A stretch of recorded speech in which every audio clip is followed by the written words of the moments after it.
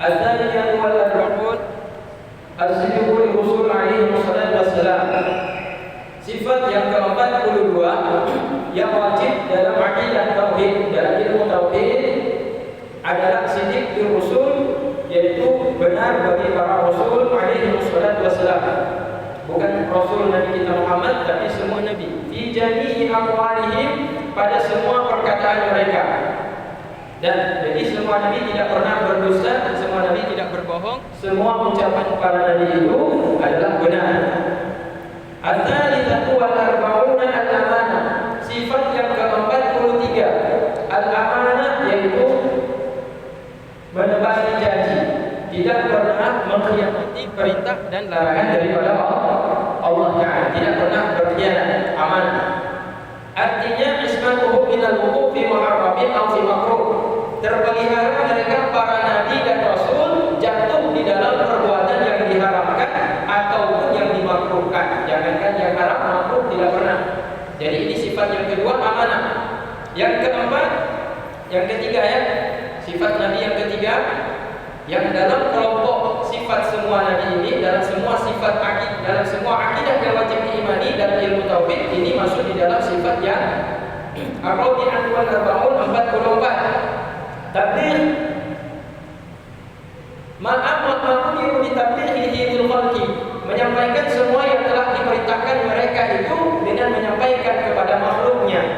Jadi Nabi tidak ada bersifat dengan sifat kataan, yaitu menyembunyikan perintah dan larangan Allah Ta'ala. Jadi Nabi bersifat apa yang disampaikan Allah disampaikan Nabi, tidak ada satupun yang disembunyikan, baik larangan maupun perintah. Al-khamisah wal arba'un 45. Ini sifat yang keempat, al-fatanah, yaitu cerdas. Jadi Nabi tidak ada yang lumpuh, Nabi tidak ada yang bohong, tidak ada yang bodoh. Fahadihil arba'atu tajibu lahum alaihi wassalatu wassalam, maka ini 4 sifat wajiblah bagi mereka, ke atas mereka salawat dan salam. Jadi di sifat yang keempat, siddiq, amanah, kemudian tabligh dan fatanah. Siddiq, amanah, tabligh, fatanah adalah sifat yang wajib ada pada diri Nabi dan Rasul. Kalau kita mengatakan ada satu sifat yang berkurang pada diri Nabi dan Rasul, satu di antara 4 ini, itu namanya mustahil. Itu mustahil artinya tidak terlintas di dalam akal orang yang beriman. Dan bimana annahu la yatasawwaru fil aqli adamuha, dengan makna bahwa sesungguhnya tidaklah terlintas, tidak tergambar, tidak pernah terkhatam, terpikir di dalam akal dan benak manusia tiada sifat-sifat tersebut. Sifat yang keempat itu tidak ada pada Nabi, sifat siddiq tidak ada, amanah tidak ada, tabligh tidak ada, fatanah tidak ada. Itu tidak ada, terlintas dalam pikiran orang mukmin, tidak ada pada diri Nabi dan Rasul.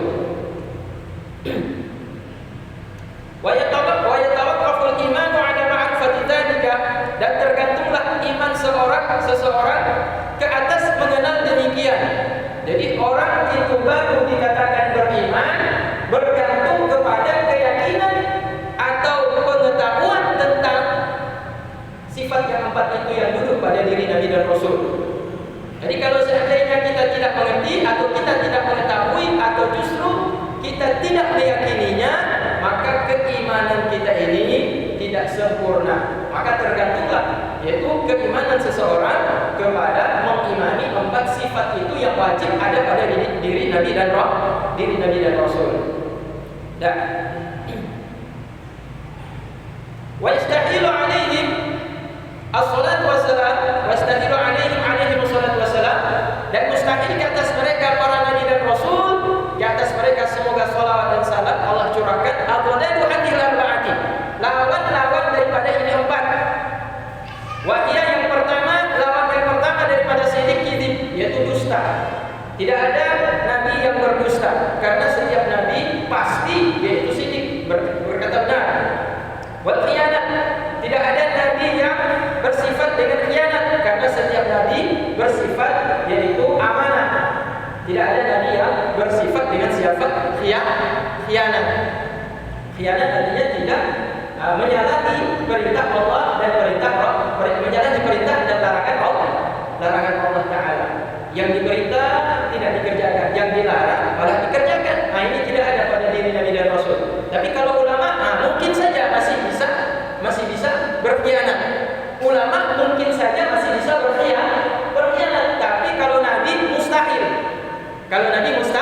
mustahil. Tapi kalau ulama masih bisa, masih bisa terjadi, yaitu sifat khianat pada diri seorang ulama. Dan wal katman li syai'in mimma umiru bi tablighihi, dan menyembunyikan sesuatu dari apa yang telah diperintahkan mereka untuk menyampaikannya. Lawan daripada yaitu tabligh, perintah untuk menyampaikan, yang dia lakukan justru katman, disembunyikan perintah dan larangan daripada Allah Ta'ala. Kadang-kadang kita ketika kita ingin menyampaikan hukum Allah itu, kadang-kadang kalau kita ulama punya perbedaan. Kadang-kadang ada ulama yang berani menyampaikan kebenaran, kadang-kadang takut dia menyampaikan kebenaran, disembunyikan kebenaran tersebut. Tapi kalau Nabi tidak ada rasa takut di dalam menyampaikan perintah dan larangan Allah Ta'ala. Jadi beda antara Nabi dengan ulama. Jadi kalau ulama mungkin saja perintah Allah kadang-kadang disembunyikan, tidak disampaikan. Tapi kalau Rasul atau Nabi, mereka tidak peduli. Yang diperintahkan pasti mereka sampaikan. Dan wal biladatu, dan bodoh lawan daripada fatanah, cerdas. Jadi kalau kita katakan Nabi itu cerdas, berarti tidak mungkin Nabi itu bodoh. Ada. Fa hadhihi al-arba'atu tastahilu alaihi wassalatu wassalam. Maka ini sifat yang keempat yang mustahil ke atas mereka para nabi dan rasul. Semoga salawat dan salam Allah curahkan kepada nabi dan rasul. Bimakna annahu la yatasawwar fil aqli wujuduha, dengan makna bahwa tidak terlintas di dalam akal manusia ada lawan daripada sifat yang wajib tadi tersebut pada diri nabi, yaitu sifat-sifat yang mustahil. Wa yatawaqqaful imanu ala ma'rifatiha, dan bergantunglah iman seseorang ke atas mengetahui lawan-lawan daripada sifat-sifat yang wajib. Jadi kalau kita sudah tahu Rasul dan Nabi itu bersifat dengan sidik, amanah, fatanah, dan tabligh, maka lawannya juga harus kita ketahui bahwa lawan-lawan itu tidak mungkin ada pada diri Nabi dan Rasul. Dan ini clear, sudah selesai. Jadi itu semuanya kalau digabung sudah sampai pada sifat 45 sifat, digabung dengan 4 sifat Nabi dan Rasul yang wajib dan mustahil. Kalau tadi kan sudah ada wajib, sudah ada mustahil. Wa tamamul khamsin, dan sempurnalah sifat itu menjadi 50 yang wajib dalam tauhid, ilmu tauhid yang wajib diimani oleh setiap orang yang beriman. Sempurnalah yang ke-50 dengan sifat yang jaiz pada diri Nabi dan Rasul. Mana itu? Jawazu wuqu'il a'radil basyariyati bihimul ladzi la tuaddi ila naqsin. Bolehlah, yaitu sampailah terjadilah sifat-sifat basyariyah, sifat-sifat manusiawi terhadap diri Nabi dan Rasul, yang sifat-sifat basyariyah manusiawi tersebut tidak membawa efek dampak akibat kepada kurangnya derajat mereka yang tinggi, para Nabi dan Rasul. Dan jadi sifat yang terakhir yang merupakan sifat yang wajib diimani dalam ilmu tauhid, bagi mereka yang bertauhid wajib beriman bahwa Nabi dan Rasul bersifat dengan sifat-sifat manusiawi. Nabi buang hajat tidak? Nabi buang hajat kecil tidak? Buang hajat. Tapi habis buang hajat, bekas kotoran Nabi tidak ada, hilang. Nabi buang air besar tidak? Buang air besar. Tapi sesudah Nabi buang air besar, kotoran Nabi tidak ada, hilang. Nah itu kelebihan Nabi, sama-sama buang hajat. Punya sifat basyariyah, ada a'radil basyariyah, punya sifat manusiawi. Tapi kalau Nabi buang hajat nggak sama seperti kita. Kita masuk kamar mandi, keluar kita dari kamar mandi, orang masuk kamar mandi, bekas kita keluar tadi itu dia tutup hidung dulu. Karena uapnya masih ada di dalam kamar mandi, baunya masih ada. Jadi kalau Nabi di tempat Nabi buang hajat, nggak ada apa di situ, nggak ada uap sedikit pun tidak ada. Bekas hajat kotoran Nabi pun tidak ada bekas.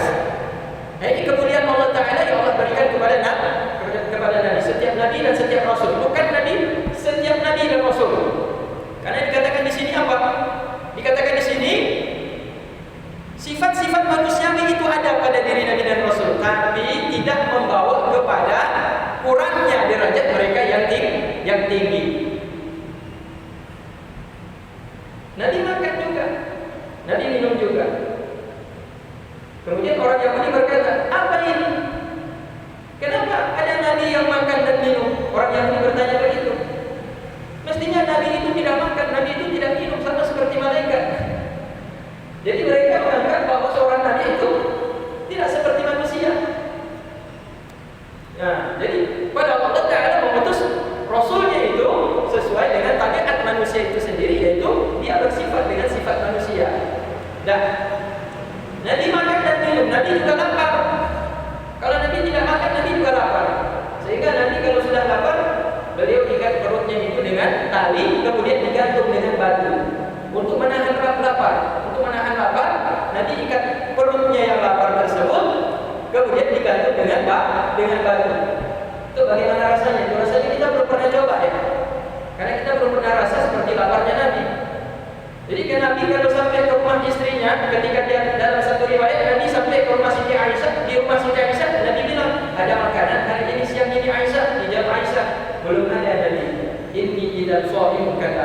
Kalau begitu sekarang saya berpuasa. Dan Nabi tidak marah-marah. Kalau tidak ada makanan di rumah, Nabi berkata Nabi puasa. Jadi Nabi ini lapar juga. Cuma kalau tidak ada, Nabi tidak mengeluh. Bahkan beliau menutupi kekurangan tidak ada makanan tersebut dengan bersabar, yaitu dengan cara berpuasa. Dan sifat manusiawi itu boleh pada diri Nabi dan Rasul, asalkan sifat manusiawi yang tidak membawa kepada kekurangan derajat mereka yang tinggi. Contoh, Nabi bersifat dengan manusiawi, tetapi Nabi ini kalau tertawa terbahak-bahak, nah itu tidak boleh. Nggak boleh Nabi tertawa terbahak-bahak. Kalau ulama ada yang tertawa terbahak-bahak, tapi kalau Nabi tidak ada. Kalau Nabi kalau tertawa cuma nampak gigi depannya saja, nggak sampai terbuka mulutnya. Oh, kalau kita terbuka mulut kan? Kalau tertawa terbahak-bahak. Nah, begitu juga Nabi. Kalau kita katakan ada bersifat dengan sifat manusiawi, tapi bukan sifat manusiawi yang menyebabkan turun derajatnya. Contoh, kalau dia sedih, menyebabkan dia stres, frustasi. Tidak ada Nabi stres, frustasi. Kalau diuji dengan ujian, tidak ada Nabi dan Rasul itu frustasi, stres, tidak ada. Mereka semuanya tawakal, menyerahkan urusan itu kembali kepada Allah Ta'ala. Jadi tingkat keimanan mereka menyebabkan tidak sampai pada sifat-sifat manusiawi yang menyebabkan turunnya derajat Nabi dan Rasul. Meskipun mereka juga ada mengalami masalah dalam kehidupan sehari-hari. Nah, wa dalilu wujubi sidqi lahum alaihi wassalatu wassalam. Marilah kita masuk di dalam dalil mana buktinya bahwa Nabi bersifat dengan 4 sifat yang wajib tersebut. Wajib dan dalil wajibnya sidik bagi mereka Nabi dan Rasul, annahum law kadzabu, bahwa sesungguhnya diri Nabi dan Rasul, andai kata mereka itu berdusta, lakana khabar Allah Ta'ala kadziban, niscaya sungguh berita-berita Allah Ta'ala itu adalah dusta. Karena Allah Ta'ala sendiri mengatakan, li'anna Allah Ta'ala saddaqa dakwahum, karena Allah Ta'ala membenarkan dakwah mereka Nabi dan Rasul. Allah Ta'ala yang membenarkan dakwah mereka. Kalau dakwah mereka ada ucapan yang bohong dan dusta, berarti Allah juga berdusta. Karena kalau Allah Ta'ala sudah menjamin, menggaranti, menjamin bahwa Nabi dan Rasul itu tidak pernah berdusta, ternyata ada suatu saat Nabi berkata-kata bohong, berarti yang bohong adalah Allah Ta'ala. Kenapa? Karena Allah telah menjamin dalam Al-Quran bahwa Nabi dan Rasul adalah bersifat dengan sifat siddiq.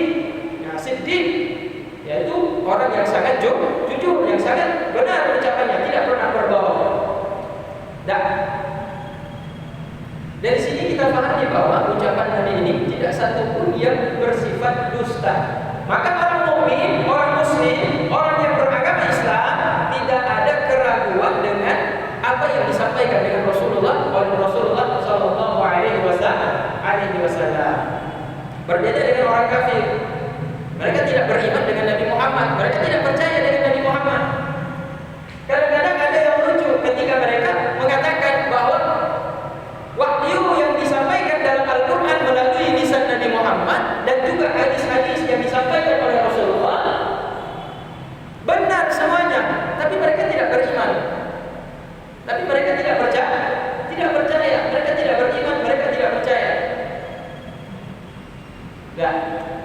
Kemarin ada satu penelitian ini dari anak Dr. Tubuh Habibie ya. Dia buat eksperimen air zam-zam dibikin dua. Yang satu air biasa, yang satu air zam-zam. Dimasukin ke coa. Dibiarkan selama 10 menit. Apa yang terjadi? Coba nanti ibu-ibu buat nanti di rumah. Kasih masuk di aqua gelas. Satu air Iapia, yang satu lagi air zam-zam. Kalau nggak ada air zam-zam, pergi ke desa ya, air zam-zam. Tapi beli, nggak gratis seperti di Mekah. Kasih masuk ke coa dua-dua. Nanti tunggu 10 menit, lihat sendiri ada perubahan tidak air zam-zam. Ada perubahan tidak? Kalau dia berubah berarti air zam-zam yang saya jual itu palsu. Tapi kalau dia tidak berubah, air zam-zam itu asli. Ini juga untuk membuktikan air zam-zam asli bukan atau air zam-zam palsu. Karena sudah dibuat eksperimennya sudah.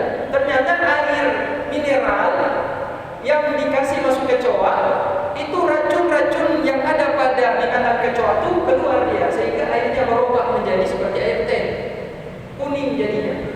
Tapi air zam-zam yang dimasukkan ke coa tidak berubah warnanya, tetap putih.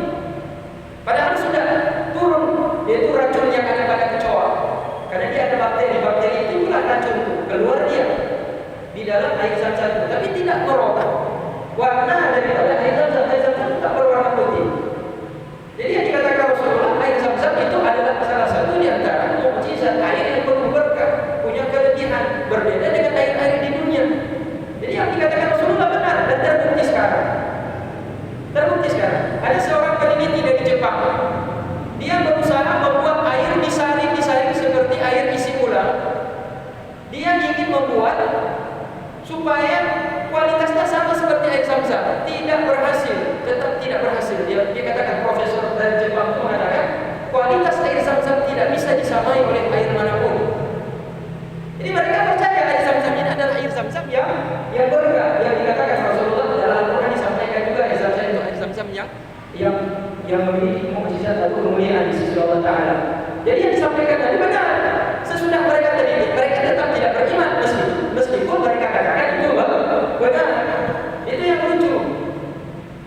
Kenapa lucu? Ya karena mereka percaya itu benar yang disampaikan Rasulullah, tapi mereka tidak beriman.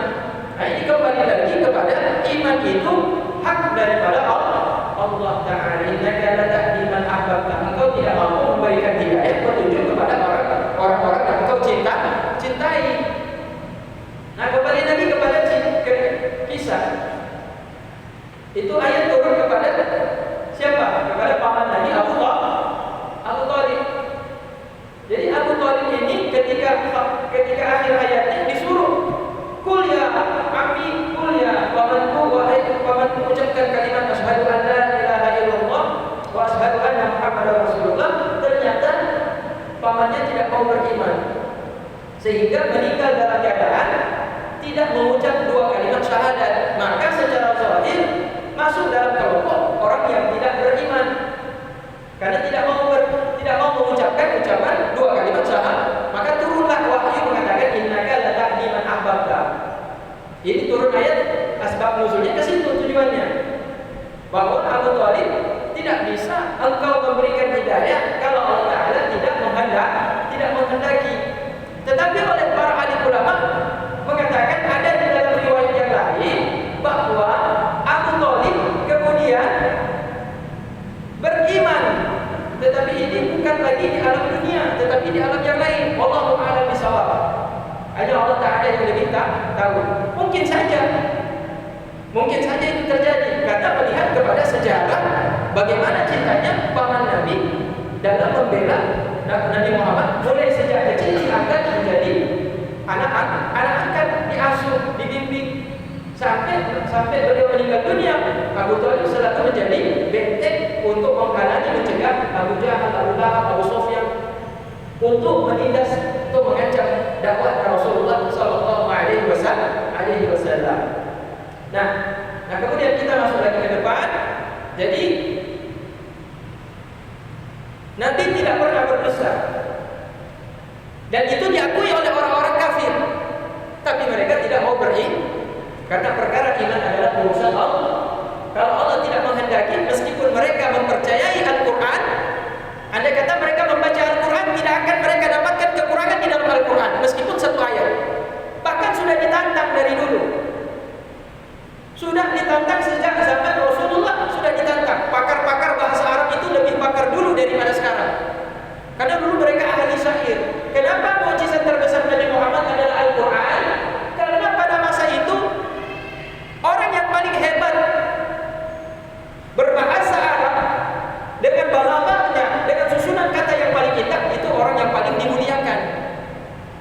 Maka para penyair-penyair Arab ada sebuah pasar. Di pasar itu pada hari tertentu para penyair itu akan naik di atas podium, kemudian mereka akan mengubah syair. Siapa syair yang paling merdu, mereka akan berikan pujian yang paling mulia. Maka turunlah Al-Quran sesuai dengan karakter pada waktu itu, apa yang paling mereka agungkan dan banggakan. Ya, maka turunlah Al-Quran dengan gubahan wahyu yang memiliki sifat balaghah, ma'ani, badi'ah yang luar biasa, keindahan susunan kata Al-Quran tersebut. Itu tujuannya untuk menantang mereka orang-orang kafir. Mampukah mereka untuk mendatangkan yang serupa dengan Al-Quran? Jadi di dalam Al-Quran kan sudah disampaikan oleh Allah Ta'ala. Bagaimana ayatnya itu? Fa in lam taf'alu wa lam taf'alu fattaquna wadati wa quluhan nas wal hijarah mu'iddat lil kafirin. Jadi katakan kalau kalian sanggup, coba kalau kalian sanggup, ya coba kalian datangkan meskipun satu ayat. Tapi kalau kalian tidak sanggup dan kalian tidak pernah akan sanggup, tidak akan pernah sanggup. Dikunci di situ. Dikunci oleh Allah Ta'ala. Kalau kalian sanggup, coba datangkan yang semisal dengan Al-Quran walaupun satu ayat. Tapi kalau kalian tidak sanggup dan kalian tidak akan pernah sanggup, kata Allah Ta'ala, selamanya, fattaquna wallati waquluhan nas wal hijarah. Maka takutlah kalian dengan neraka yang bahan bakarnya adalah manusia dan batu.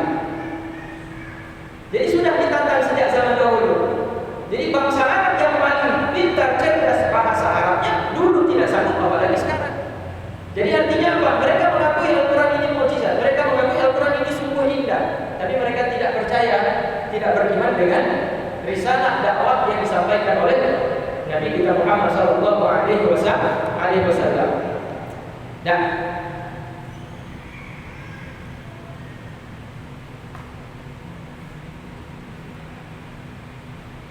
mana dalil bahwa Rasulullah itu berkata benar, bersifat dengan sifat sidik? Andai kata mereka para nabi dan rasul itu kadzabu, mereka berdusta, sungguh berita ataupun kalam Allah Ta'ala itu juga adalah berita dusta. Kenapa demikian? Lianna Allah Ta'ala saddaqa da'wahum. Karena Allah Ta'ala lah yang membenarkan dakwah mereka dengan menampakkan mukjizat di atas tangan mereka. Jadi pegangan bahwa Nabi dan Rasul itu mereka benar dalam ucapan dakwah mereka didukung dengan mukjizat yang dibawa oleh para Nabi dan Rasul. Nah tadi sudah disampaikan, dakwah Nabi didukung dengan Al-Quran, dan Al-Quran adalah mukjizat yang paling terbesar. Mukjizat yang paling terbesar pada diri Nabi Muhammad adalah Al-Quran. Wal mu'jizatu manzilata qaulihi ta'ala. Sedangkan mukjizat posisinya sama seperti posisi yaitu firman Allah Ta'ala. Apa firman Allah Ta'ala? Sadaqa 'abdi fi kulli ma yablaghu 'anni. Fi kulli ma yablaghu 'anni. Benarlah hambaku pada setiap apa-apa yang telah Ia sampaikan dariku. Jadi setiap mukjizat itu sama seperti ucapan Allah Ta'ala, seolah mengatakan bahwa hambaku ini benar, segala apa yang Dia sampaikan dariku tidak ada yang dusta. Jadi mukjizat itu sama seperti pengakuan Allah. Adanya mukjizat pada diri Nabi dan Rasul itu sama seperti pengakuan Allah Ta'ala langsung bahwa hambaku ini apa yang Dia sampaikan benar datangnya dariku, tidak ada dusta. Dan wa tawdihu anna Rasul, dan penjelasannya itu bahwa sesungguhnya Rasul idza ata qaumahu wa qala, bahwa sesungguhnya Rasul andai dia mendatangi kaumnya lantas dia berkata, ana rasulun ilaikum minallah, aku adalah rasul untuk kalian yang diutus daripada Allah Ta'ala. Wa qalu, lantas kaumnya berkata, mad dalilu ala risalatika, apa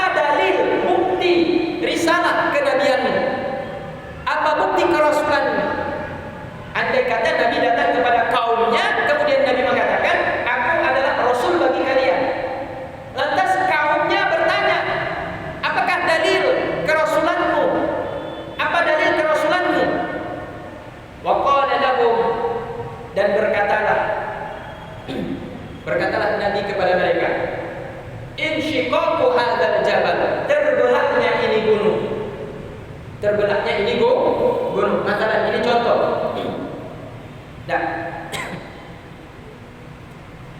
fa idza qalu lahu a'ti bima qulta, maka andai kata kaumnya kemudian berkata kepadanya, kalau memang demikian engkau mampu untuk menghancurkan gunung, membelah gunung, maka buktikan ucapanmu tersebut. Buktikan apa yang engkau katakan. Niscaya yashuqqullahu al-jabala 'indahu, Allah Ta'ala akan membelah gunung. Dan inda qawlihimul mazkur, untuk membuktikan ucapan mereka tersebut, untuk membuktikan ucapan Rasul di hadapan mereka. Niscaya Allah akan membelah gunung yang mereka minta belah tadi tersebut sebagai pembuktian kerasulan Rasul terhadap kaumnya.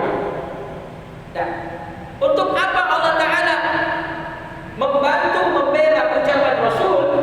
Tasdiqan li da'wa Rasul, untuk membenarkan dakwahnya para rasul-rasul yang telah diutus. Fasaqqallahu ta'ala jabala nazila manzilata qawlihi ta'ala, maka Allah Ta'ala membelah gunung oleh Allah Ta'ala sama kedudukannya dengan kedudukan firman Allah Ta'ala, sadaqa 'abdi fi kulli ma yaghlaqu anni, benarlah perkataan hambaku pada setiap apa yang ia sampaikan dariku. Jadi setiap mukjizat itu seolah Allah Ta'ala berkata bahwa ini benar apa yang disampaikan Rasul, dengan bukti-bukti adanya mukjizat. Dan falau kana Rasul kadziban, maka andai kata Rasul itu pendusta, lakana hadzal khabaru kadziban, niscaya adalah bermula ini berita itu juga dusta. Berita apa?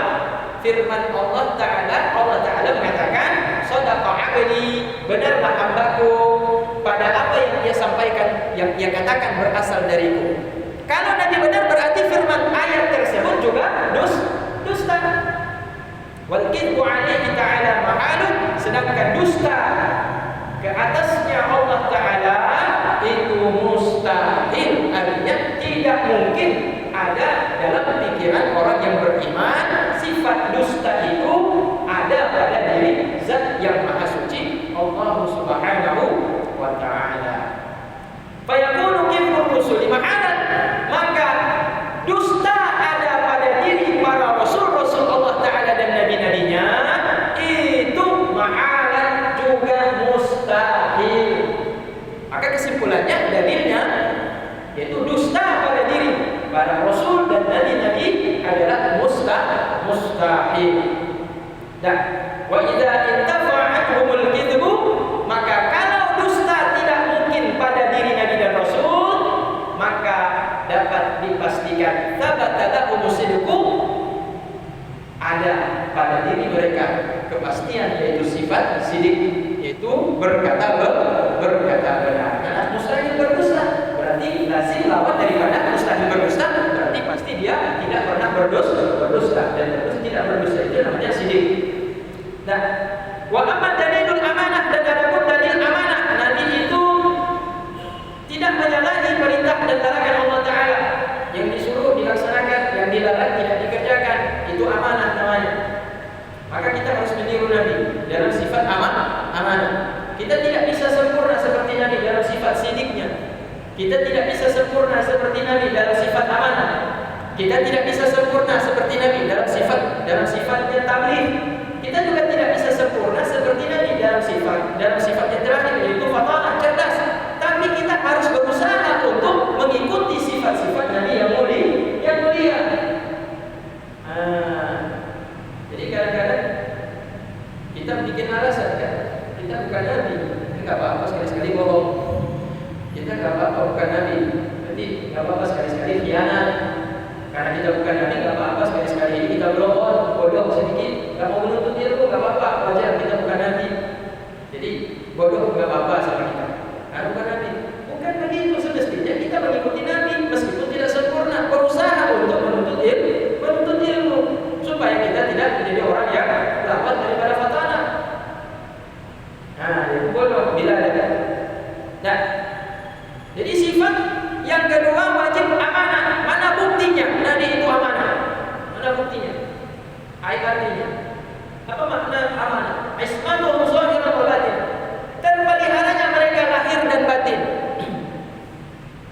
min muharramin aw makruh, daripada semua yang diharamkan ataupun yang dibenci.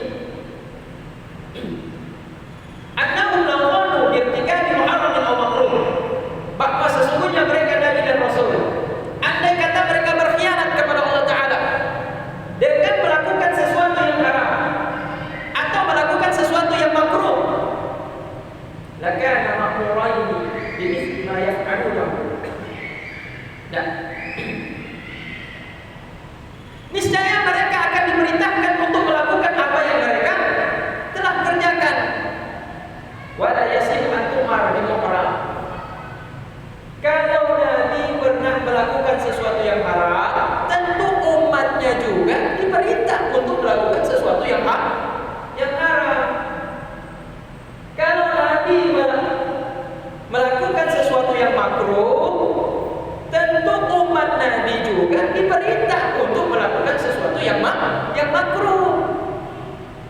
Nah, ini dalil. Lakinna, akan tetapi kita semua umat Nabi ini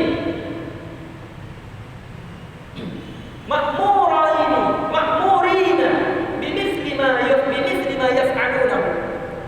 Kita semua diperintahkan untuk melakukan semua yang dikerjakan oleh Nabi dan Rasul.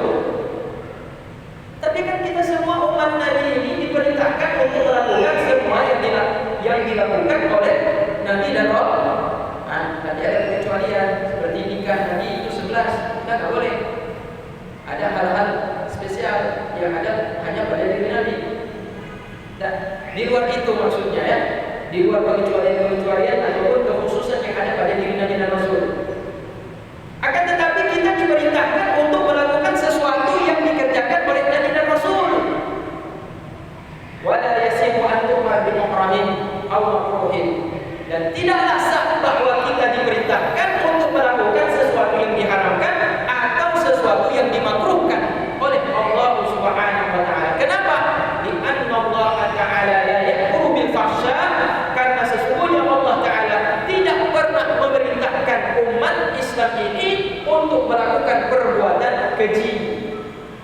Dan fata'ayyanu annahum lam yaf'alu illa ta'atan, maka tertakyinlah, dapat dipastikanlah bahwa sesungguhnya bermula mereka Nabi dan Rasul tidak pernah sekali-kali mereka Nabi dan Rasul melakukan perbuatan illa ta'atan, terkecuali perbuatan taat kepada perintah dan larangan Allah Ta'ala. Imma wajibatan aw mandubatan. Kadang perintah yang dipatuhi oleh Nabi dan Rasul itu bersifat wajib hukumnya, atau mandubatan bersifat yaitu sunnah. Wala tadkhulu af'aluhumul mubahat li'annahum idza fa'alul mubah yakunu li bayanil jawaz. Dan tidaklah masuk di dalam perkara ini, yaitu perbuatan nabi-nabi dan rasul-rasul yang dibolehkan. Perbuatan Nabi yang dibolehkan. Karena sesungguhnya mereka, jika mereka Nabi dan Rasul melakukan perbuatan-perbuatan yang mubah, yang dibolehkan, yakunu dibayanin jawaz. Tidaklah itu melainkan untuk menjelaskan hukum boleh untuk dikerjakan oleh Nabi dan boleh dikerjakan oleh umat Nabi. Ini dalil tentang Nabi itu bersifat dengan sifat amanah. Nah, sedikit lagi. Wa amma dalil tabligh, dan adapun dalil Nabi itu bersifat yang menyampaikan, tidak ada satupun ayat yang disembunyikan oleh Nabi. Karena itu dikatakan dalam Al-Qur'an, al-yawma akmaltu lakum dinakum wa atmamtu 'alaikum ni'mati wa raditu lakum al-Islam dinan. Pada hari ini aku telah sempurnakan untukmu agama, dan aku ridho Islam sebagai agama. Nah, jadi Allah Ta'ala telah menegaskan bahwa semua yang diperintahkan dan dilarang sudah disampaikan oleh Rasulullah SAW. Setiap wahyu yang turun yang berkaitan dengan perintah dan larangan, tidak ada satupun yang tidak disampaikan oleh Nabi, dan itu diakui oleh Allah Ta'ala sendiri di dalam Al-Qur'an, dalam penuntunan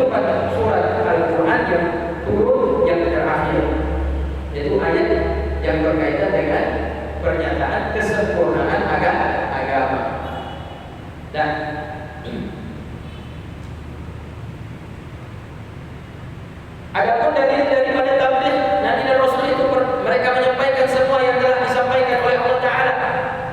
Fali'annahum law katamu, karena sesungguhnya mereka para Nabi dan Rasul, andai kata mereka menyembunyikan ayat-ayat Allah Taala, lakunna ma'murina bikatmanil ilmi. Sungguh kita juga akan diperintahkan oleh Nabi untuk menyembunyikan ilmu. Kalau Nabi saja menyembunyikan ilmu daripada Allah Ta'ala, kalau Nabi saja menyembunyikan ayat-ayat Allah Ta'ala, berarti kita umat Nabi pun diajarkan untuk menyembunyikan ilmu. Wala yasihu an naktumal ilmu. Padahal kita tidak boleh menyembunyikan ilmu. Kita sendiri umat Nabi tidak boleh menyembunyikan ilmu. Li'anna katimahu mal'un, karena orang yang menyembunyikan ilmu dilaknat Allah.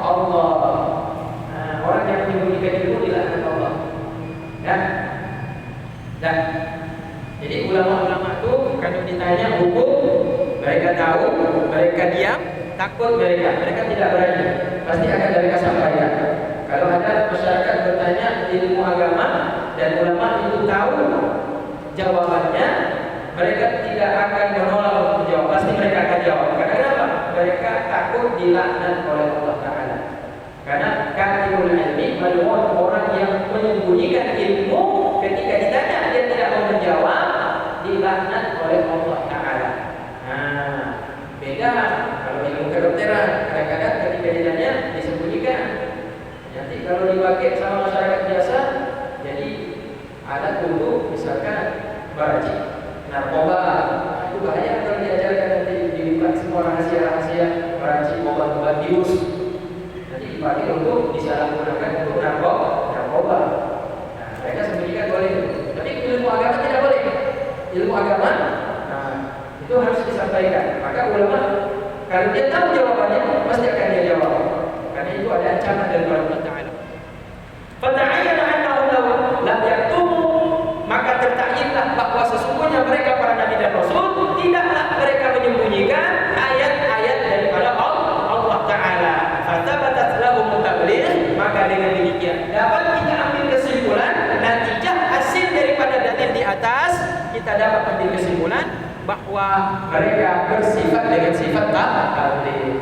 Kita sampai waktu dan masuk waktu Isya. Alhamdulillah. Ini ayat-ayat berikut yang diberikan Allah. Nanti besok dari terakhir yaitu pertanyaan. Jadi ilmu tauhid ini dengan kita yakin bahwa Nabi Muhammad itu bersifat dengan sifat yang sempurna, bersifat dengan sidik, tidak pernah bohong. Berarti semua yang disampaikan itu benar, tidak pernah Nabi itu berbohong. Nabi bersifat dengan tabligh, menyampaikan. Berarti semua sudah dijelaskan, disampaikan oleh Nabi, tidak ada yang disembunyikan. Nabi bersifat dengan sifat amanah, Nabi tidak pernah yaitu khianat. Nabi bersifat dengan sifat cerdas. Jadi Nabi tidak pernah bersifat dengan sifat bodoh. Jadi kalau kita memahami ilmu tauhid ini, maka akan timbul rasa yakin kita dengan Nabi kita Muhammad SAW. Sehingga Al-Quran wahyu yang disampaikan serta hadis-hadis Rasulullah SAW akan kita amalkan dengan penuh rasa yakin. Demikian. Ini saja. Assalamualaikum warahmatullahi wabarakatuh.